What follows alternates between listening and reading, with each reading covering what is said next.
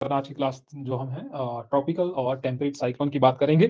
पहले देख लेते हैं कि साइक्लोन आखिरकार कैसे डेवलप होता है। लो प्रेशर और हाई प्रेशर की ही कहानी है जिसमें आपके साइक्लोन्स का डेवलपमेंट होता है। ठीक है। अब अगर हम बात करते हैं साइक्लोन और एंटी साइक्लोन, ठीक है, दो हो गए, साइक्लोन और एंटी साइक्लोन हो गए। साइक्लोन में क्या घटना होती है, देखिए, जहां पर बीच में लो प्रेशर होता है, और लो प्रेशर कहां पर होता है, टेम्परेचर। टेम्परेचर अगर ज्यादा है तो इसका मतलब यह है कि प्रेशर जो है वो कम है। तो वैसा ही यहां पर दिख रहा है आपको, ये आपका लो प्रेशर हो गया। टेम्परेचर ज्यादा, लो प्रेशर, और हवा कहां से कहां चलती है, तो वो हाई प्रेशर से लो प्रेशर की तरफ चलती है। इसका मतलब यह है कि हवा यहां से यहां के लिए चल रही है। ऐसा ही तो होगा कि हाई प्रेशर है और वहां से हवा चल रही है लो प्रेशर की तरफ को। और यहां पर भी आपको दिख रहा है कि बाहर वाला जो रीजन है वहां पर आपको हाई प्रेशर दिख रहा है और इधर के रीजन में आपको लो प्रेशर दिख रहा है। तो हवा कहां से कहां चलेगी, हाई प्रेशर से लो प्रेशर की तरफ चलेगी। ऑब्वियस सी बात है। अब ये बात है नदर हेमिस्फीयर की, क्योंकि अगर हम भारतवर्ष की ओर देखें, अगर सॉरी पूरे वर्ल्ड की ओर देखें, तो यहाँ पर हमारे पास नदर हेमिस्फीयर है, यहाँ पर हमारे पास सदर्न हेमिस्फीयर है। कोरोलिस फोर्स में हमने देखा था कि जब भी कोई हवा नदर हेमिस्फीयर में चलती है तो वो हवा अपने राइट में डिफ्लेक्ट हो जाती है, सदर्न में वही हवा अपने लेफ्ट में डिफ्लेक्ट हो जाती है। तो ये हवा जहां पर इसने ऐसे जाना था, ये डिफ्लेक्ट ऐसे हो गई है, ऐसे जाना था टूवर्ड इट्स राइट, ये इसने अपने राइट में से डिफ्लेक्ट कर दिया। तो आप देखेंगे कि ये जो फॉर्मेशन है हवा का कुछ ऐसे बनेगा, ऐसे करके, है ना। ऐसे क्यों बन रहा है, क्योंकि नदर हेमिस्फीयर में, very good evening, very good evening, नदर हेमिस्फीयर में आप देखेंगे हवा का अपने राइट की तरफ मुड़ जाना, हवा का अपनी राइट की तरफ को मुड़ जाना, इसीलिए यहां पर जो फॉर्मेशन बनेगा वो एक क्लॉक के फॉर्मेशन में बनेगा, सॉरी एंटी क्लॉकवाइज बनेगा। यहां पर तो एंटी क्लॉकवाइज ही बन रहा है ना, क्योंकि घड़ी जो चलती है, घड़ी कैसे चलती है, ऐसे चलती है ना। लेकिन यहाँ हवा का देखो कैसे बन रहा है, ऐसे बन रहा है हवा का। क्यों, क्योंकि अपने राइट में डिफ्लेक्ट हो रही है, राइट में, राइट में, राइट में। अगर राइट में डिफ्लेक्ट हो रही है इसका मतलब ये है कि ये जो सर्कुलेशन है हवा का, यहां पर आपको एंटी क्लॉकवाइज देखने को मिलेगा नदर्न हेमिस्फीयर में, अगर हम बात करते हैं साइक्लोन की। ठीक है। तो वैसा आपको एंटी साइक्लोन में क्या देखेंगे, एंटी साइक्लोन में इसकी स्थिति जो है वो विपरीत हो जाती है, इसका उल्टा हो जाता है सीधा। कहने का मतलब यह है कि बीच में हाई प्रेशर हो जाएगा और इसके आसपास में लो प्रेशर हो जाएगा। अब ये होता कैसे है, एंटी साइक्लोन वाली जो घटना है ऐसे सिंपली तो नहीं होगी। अब लो प्रेशर बीच में, सॉरी हाई प्रेशर बीच में बनना, और ये हाई प्रेशर आपका कहां पर बनता है, कौन से रीजन में बनता है, ये आपको पता होना चाहिए। हमने देखा कि 0 डिग्री पर आपका क्या बन रहा है, लो प्रेशर बन रहा है, इसके ऊपर हाई प्रेशर बन रहा है, इसके ऊपर लो प्रेशर बन रहा है। तो हाई प्रेशर कहां पर बन रहा है, इस वाले रीजन में बन रहा है जहां पर हवा नीचे की ओर सब्साइड करती है। तो कहने का मतलब ये है कि इस हाई प्रेशर वाले रीजन में हवा नीचे की ओर सब्साइड कर रही होगी, इसीलिए यहां पर हाई प्रेशर डेवलप हुआ है। नहीं तो यहां पर भी आपका लो प्रेशर ही डेवलप होना था। तो यहां पर देखेंगे हम, जो प्रेशर है वो अंदर की ओर बढ़ता जाएगा। जैसे बाहर आपको दिखेगा, जैसे यहां पर है 996 मिलीबार, फिर आपका 998, फिर आपका 1000, इस तरीके से जो प्रेशर है वो अंदर की ओर बढ़ता जाएगा, क्योंकि बीच में आपका हाई प्रेशर है और बाहर आपका लो प्रेशर है। तो हवा अंदर से बाहर की ओर चलेगी, क्योंकि अंदर हाई प्रेशर है, बाहर लो प्रेशर है। लो प्रेशर का मतलब यह है कि टेम्परेचर का ज्यादा होना, टेम्परेचर का ज्यादा होना वो आपका लो प्रेशर हो गया। इसका उल्टा होता है आपका सदर्न हेमिस्फीयर में, यहां पर अपने लेफ्ट में डिफ्लेक्ट हो जाएगी। अब जिस हवा ने ऐसे जाना था वो अपने लेफ्ट में डिफ्लेक्ट हो गई। अब मान लो इस हवा ने ऐसे जाना था, सीधे जाना था ना इसने, हाई प्रेशर बाहर है, अंदर लो प्रेशर है, हाई प्रेशर से लो प्रेशर की तरफ को हवा ने जाना था, सीधे जाना था, लेकिन क्या होता है कि वो अपने लेफ्ट में डिफ्लेक्ट हो जाती है, ऊपर की तरफ डिफ्लेक्ट हो गई। तो यहां पर आप देखेंगे कि क्लॉकवाइज यहां पर फॉर्मेशन हो जाएगा। एग्जाम में क्या पूछा जाता है कि सदर्न हेमिस्फीयर में क्लॉकवाइज बनता है साइक्लोन का फॉर्मेशन या फिर एंटी क्लॉकवाइज बनता है। तो नदर्न हेमिस्फीयर में साइक्लोनिक कंडीशन एंटी क्लॉकवाइज और सदर्न हेमिस्फीयर में क्लॉकवाइज। एंटी साइक्लोन की अगर बात करेंगे, साइक्लोनिक कंडीशन है, एंटी साइक्लोन में क्या होता है कि यहाँ पर जो हवाओं का रुख है वो कैसा होता है, क्लॉकवाइज, और यहाँ पर एंटी क्लॉकवाइज। बस इतना याद रखना है। ठीक है। तो ये है आपका साइक्लोनिक फॉर्मेशन और ये है आपका एंटी साइक्लोन का फॉर्मेशन। अब ये बात कहां की कर रहे हैं हम, अगर ये बात की जाए कि हवा कैसे मुड़ रही है, देखो ऐसे, ऐसे, तो इसमें कौन सी कंडीशन लग रही है, नदर हेमिस्फीयर है, सदर्न हेमिस्फीयर है, बताओ। इस साइक्लोनिक कंडीशन में ये आपको नदर हेमिस्फीयर दिख रहा है कि सदर्न हेमिस्फीयर दिख रहा है, ये नदर हेमिस्फीयर की घटना दिख रही है, जहां पर हवा जो है वो ऐसे डिफ्लेक्ट हो रही है toward it's right, toward it's right he deflect हो रही है। तो इसका मतलब ये है कि ये नदर हेमिस्फीयर की परिघटना है, जहां पर ये एंटी क्लॉकवाइज इसका डायरेक्शन हो रहा है। एंटी क्लॉकवाइज ही तो है कि हवा ऐसे जा रही है, अगर ऐसे जाती, है ना, नॉर्मली अगर हवा ऐसे जाती और वो इधर को डिफ्लेक्ट होती तो इसका मतलब ये है, तो वो उधर को सर्कुलेशन बन जाता और वो क्लॉकवाइज फॉर्मेशन बनता। लेकिन यहाँ पर कैसा हो रहा है, एंटी क्लॉकवाइज, इसका मतलब है नदर हेमिस्फीयर जैसा कि यहाँ पर, है ना, ऐसे ही तो डिफ्लेक्ट हो रहा था। समझ आ गया साइक्लोन और एंटी साइक्लोन में। अब ये जो ट्रॉपिकल साइक्लोन है, ट्रॉपिकल साइक्लोन का मतलब है जो ट्रॉपिक्स के पास जा रहे हैं, ट्रॉपिक्स के साथ साथ में ही जो जिनका फॉर्मेशन हो रहा है उसे ही आप ट्रॉपिकल साइक्लोन कहेंगे। यानी कि ये कहां पर घटना घट रही है, इक्वेटर के साथ साथ में ही घट रही है घटना। इक्वेटर की आपको साउथ में दिखेगा या तो फिर आपको नॉर्थ वाले रीजन में दिख रहा है, जहां पर आपको ट्रॉपिकल साइक्लोन्स का फॉर्मेशन हो रहा है। इनका नाम अलग अलग है, बाकी घटना तो सेम ही है। जैसे यहां पर साइक्लोनिक कंडीशन कहा जाता है, इधर टाइफून कहा जाता है। इसी घटना को, इसको समझेंगे आगे, हरिकेन्स यहां पर कहा जाता है। नाम एक ही, नाम अलग अलग है, लेकिन जो फॉर्मेशन है उनका बनने का तरीका जो है वो लगभग एक ही है। अब कैसे इसका फॉर्मेशन होगा वो हम देखते हैं जरा।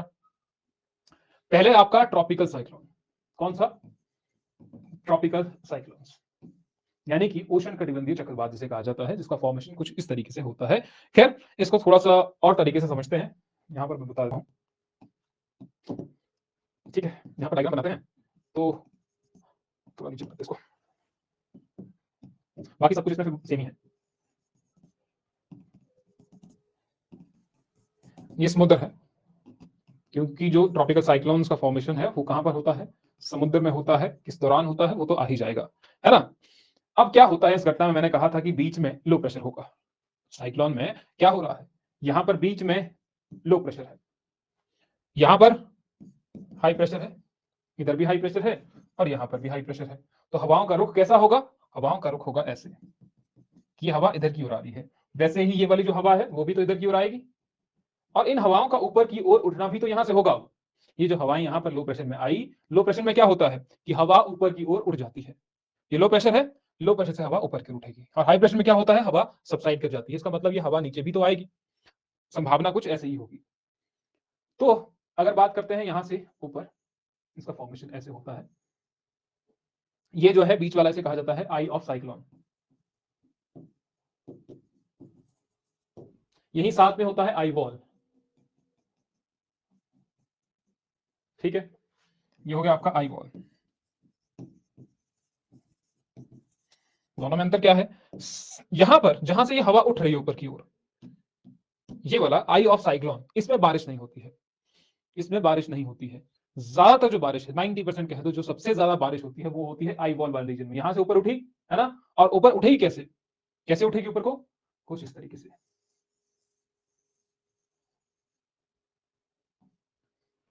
कौन सा फॉर्मेशन हो गया ये, देखो मैंने क्या किया, ऐसे ही तो किया ना। ये कैसा है, इस एंटी साइक्लोन है, सॉरी एंटी क्लॉकवाइज है, क्लॉकवाइज है। ये आपको दिख रहा है कि एंटी क्लॉकवाइज है, ऐसे घूम रहा है ना। ऊपर से इसको देखोगे तो कैसे घूमेगा ये, ऐसे ऐसे ऐसे करके नीचे नीचे नीचे, है ना। तो ये घटना मैं बता रहा हूं नदर इंडिया की, नदर इंडिया की घटना बता रहा हूं, जहां पर इस साइक्लोन का जो हवा है वो ऐसे ऐसे ऐसे करके ऊपर की ओर जा रही है। जो ये वाली घटना है, ऐसे मतलब से एंटी क्लॉकवाइज ये हवा जो है वो ऊपर की ओर जा रही है। ठीक है, तो वैसे ही ये जो हवा है वो ऊपर की ओर उठ रही है, और ऊपर बादल का फॉर्मेशन होगा, यहां पर बादल का फॉर्मेशन होगा, और यहां पर आपको बारिश देखने को मिलेगी। सबसे ज्यादा बारिश जो होगी वो इस साइक्लोन के आसपास वाले इलाके में ही होगी। आपने मूवीज में देखा होगा, जब साइक्लोन चलता है तो सबसे ज्यादा बारिश कहां पर होती है, उसी वाले रीजन में होती है। और यहां से जो बची कुची हवा है, जो शुष्क हवा होती है, जो ड्राई हवा होती है, सॉरी ड्राई कह सकते हैं उसको, मॉइस्ट तो नहीं होगी, यहां से एक तो आपकी ठंडी प्लस ड्राई जो हवा होगी वो नीचे की ओर आ जाएगी। यहां पर ठंडी हवा क्या करती है, सबसाइड ही तो करती है, और वैसे ही यहां पर भी होगा।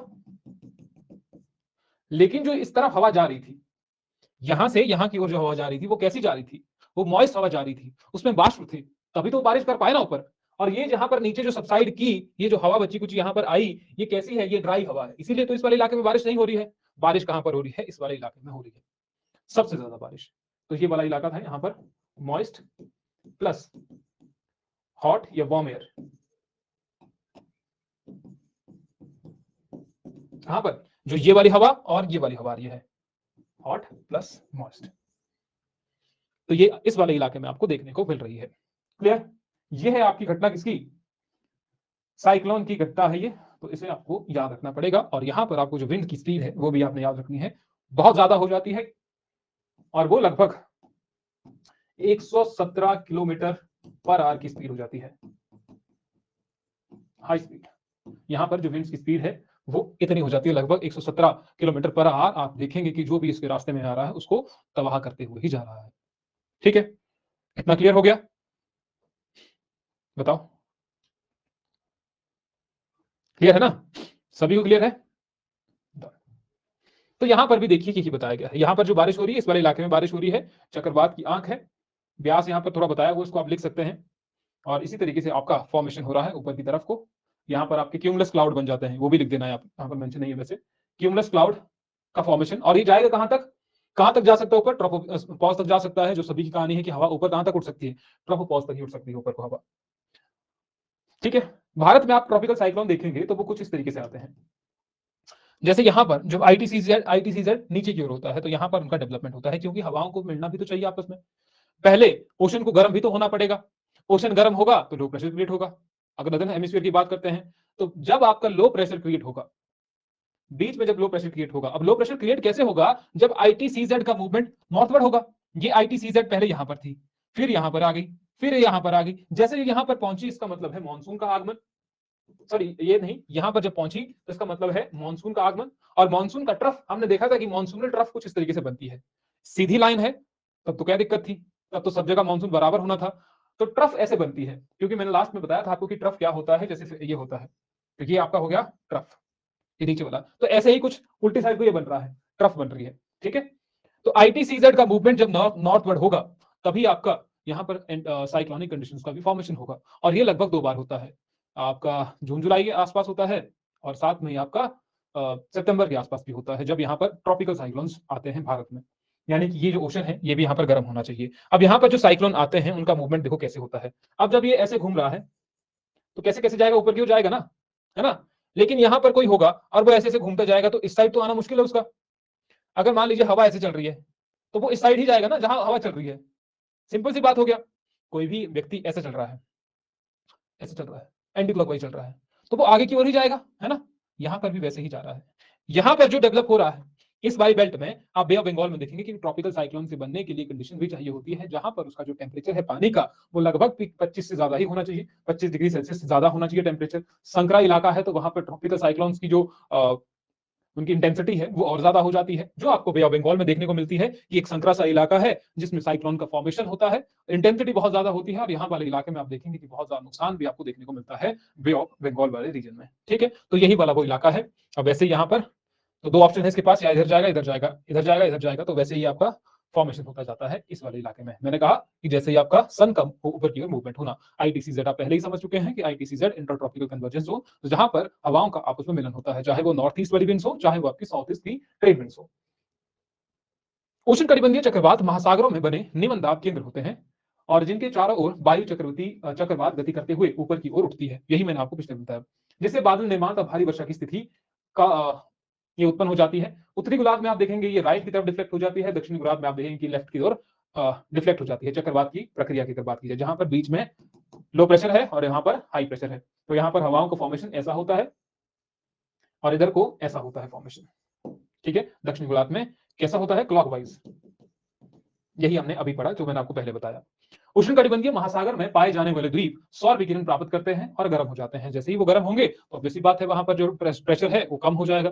प्रेशर कम होगा तो आसपास से जो हवा है वो वहां की ओर आएगी। हवा तेजी से आ रही है, बीच में लो प्रेशर क्रिएट हो रहा है, हवाएं ऊपर उठ रही हैं, वो सीक्वेंस चला जा रहा है और उसमें आपका साइक्लोन्स का फॉर्मेशन लगातार हो ही रहा है।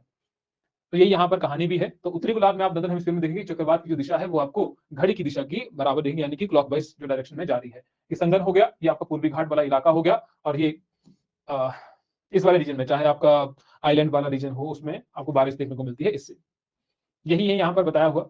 चक्रवात की आंख क्या है, आई ऑफ एन साइक्लोन। निम्न दाब वाला क्षेत्र जो चक्रवात के मध्यवर्ती भाग में स्थित होता है उसे चक्रवात की आंख कहते हैं, और इस क्षेत्र में शांत परिस्थितियां पाई जाती है, जहां पर आई ऑफ साइक्लोन है कि यहाँ पर हवा ऊपर उठ रही है। सर मैंने कहा था, है ना, ये वाला जो रीजन है यहाँ पर आपको इस साथ वाले इलाके में, यहाँ पर आपको देखने को मिलेगा बारिश, सबसे ज्यादा बारिश। चक्रवात की दीवार जो ये मैंने आपको बताया था, यहीं पर सबसे ज्यादा भारी वर्षा होती है। लैंडफॉल क्या कहते हैं, चक्रवात जो लैंडफॉल है उसे क्या कहा जाता है। तो जब चक्रवात महासागर से तटवर्ती क्षेत्रों पर पहुंचता है, यानी कि जब कोस्टल वाले इलाके पर चक्रवात पहुंचता है तो उसे कहा जाता है लैंडफॉल ऑफ साइक्लोन। उष्णकटिबंधीय चक्रवात के निम्न भाग है।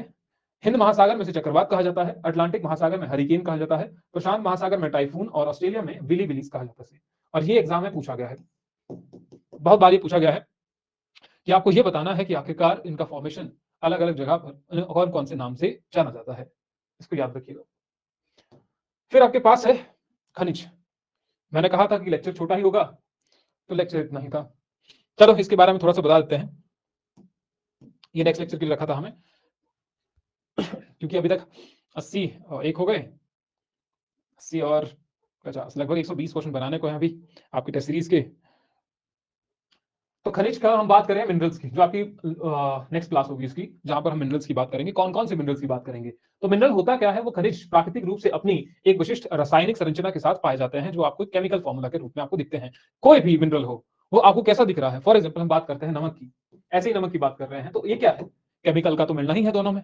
तो दोनों जब केमिकल आपस में मिल रहे हैं तो नमक का फॉर्मेशन हो रहा है ना? जब आपको पत्थर ऐसे मिल रहे हैं जिससे आप नमक निकाल सकते हैं, कोई दूसरे मिनरल जिससे आप मेटल का निकाल सकते हैं। फॉर एग्जाम्पल आप सोना निकाल रहे हैं, चांदी निकाल रहे हैं, उसको कहीं ना कहीं से प्राप्त करेंगे ही आप। ऐसे खनिज जिसमें वे वाणिज्यिक रूप से उपयोगी तरीके से धातु को प्राप्त किया जा सकता है, उन्हें अयस्क कहते हैं। और सभी खनिज अयस्क नहीं होते हैं, परंतु सभी अयस्क खनिज होते हैं। क्या कहा गया है? छोटी सी लाइन है, लाइन ये कह रही है कि वाणिज्यिक रूप से, यानी कि कमर्शियली अगर आप कहें कि वो जरूरी है, वो आपके लिए बेनिफिशियल है, उससे बेनिफिट हो रहा है, उपयोगी तरीके से धातु को प्राप्त किया जाता है, मेटल को प्राप्त किया जाता है, तो उसे आप अयस्क कहते हैं। ठीक है। और सभी जो खनिज हैं वो ऐसा होते नहीं है, क्योंकि सभी खनिज अगर बात करें तो वो जरूरी नहीं है कि आपके लिए बेनिफिशियल ही हो। जो जिससे आपको कुछ बेनिफिट हो, जिससे आपको बेनिफिट हो, उसे कहा जाता है अयस्क। अब सारे खनिज अयस्क नहीं होंगे, क्योंकि सब खनिज ऐसे थोड़ा ना होगा कि आपके लिए वो जरूरी ही होंगे, तो वो पॉसिबिलिटी है नहीं, है ना? तो खनिज जो है वो मेटेलिक हो सकते हैं, नॉन मेटेलिक हो सकते हैं, या फिर वो ऊर्जा से संबंधित हो सकते हैं, एनर्जी से कहते हैं, जिसे आप एनर्जी क्रिएट कर सकते हैं। अगर हम धातु की बात करते हैं, मेटल की बात करते हैं, तो उन मेटल में आप देखेंगे जिसमें लोहा हो और जिसमें अलोहा ना हो, यानी कि अलोह कहते हैं उसे। लोह के अयस्क यानी कि आयरन, आयरन ओर्स, जैसे आयरन ओर हो गया, मैग्नीज हो गया, निकल हो गया, क्रोमियम हो गया, कोबाल्ट हो गया, एक हो गए। अलोह यानी कि जिसमें आपको लोहे की मात्रा नहीं मिल रही है, तांबा हो गया, सीसा हो गया, जस्ता, चांदी, टिन, सोना और बॉक्साइट। अलोह ये हो गए। है तो मेटेलिक ही, लेकिन वहां पर आपको लोहे की मात्रा नहीं दिख रही है सिर्फ, है ना? मेटेलिक ही है लेकिन लोहे की मात्रा वहां पर नहीं है, एक में आपको आयरन ओर मिल रहा है।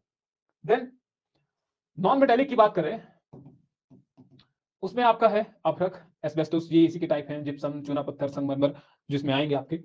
देन वी हैव ऊर्जा, एनर्जी, जीवाश्म से या फिर वो परमाणु से हो सकता है। एटम से भी तो एनर्जी क्रिएट की जा सकती है ना? या फिर किसी जीवाश्म से भी तो एनर्जी क्रिएट की जा सकती है, जैसे आप कोयला देखेंगे, तेल देखेंगे, गैस देखेंगे। कोई जीव जंतु मरा, जिसकी मृत्यु हो गई, या पेड़ पौधे जो थे वो आज तक बहुत लंबे समय से जमीन के नीचे दबे हुए थे, काफी समय बाद जब देखा तो उसका पेट्रोल बन चुका था। आप देखेंगे कि पेड़ पौधे दब गए, जीवाश्म दब गए, तो उसका कुछ ना कुछ तो बन ही जाता है। तो वो है आपका जीवाश्म से या फिर परमाणु से, फॉर एग्जाम्पल यूरेनियम या फिर थोरियम। ये है सारा का सारा आपका खनिज। ये खनिज कैसे हम प्राप्त करेंगे, कौन से रीजन में ये मिलते हैं, क्यों आपके लिए जरूरी है, यही वाले चैप्टर को समझने के लिए आपको रॉक्स वाले चैप्टर में भी जाना पड़ेगा, जहां पर हमने रॉक सिस्टम पढ़ा था। चाहे वो धारवाड़ हो, पुरानाज हो, जो भी हमने रॉक सिस्टम पढ़ा है उसको एक बार क्रॉस चेक कर लेना है, क्योंकि वो आपके लिए जरूरी है। अगर रॉक सिस्टम आपसे आपने पढ़ लिया अच्छे से, तो वहां से आप रिलेट कर पाएंगे कि रॉक सिस्टम आखिरकार ये कैसे संबंधित है। रिलेट है ना? पत्थरों में तो आपको खनिज मिलेंगे, ऐसा तो नहीं है कि मिट्टी के ऊपर आपको बहुत ज्यादा मिनरल मिल रहे हैं, नहीं। मिट्टी के नीचे ही मिल रहे हैं, कहीं पत्थरों में मिल रहे हैं, शेल में मिल रहे हैं। तो सभी मिनरल आपको कहां पर मिल रहे हैं? मैक्सिमम मिनरल जो आपको मिल रहे हैं वो कहीं ना कहीं पत्थरों के आसपास ही मिल रहे हैं, उनसे रिलेटेड हो गया। इसीलिए आपका रॉक सिस्टम जो है वो पढ़ना बहुत जरूरी हो जाता है। तो ये है आपका खनिज या फिर मिनरल सिस्टम, जिसको हम डिटेल में पढ़ेंगे आपके नेक्स्ट लेक्चर में, दैट इज मंडे को। आज आपका सैटरडे है, छुट्टी है आपकी।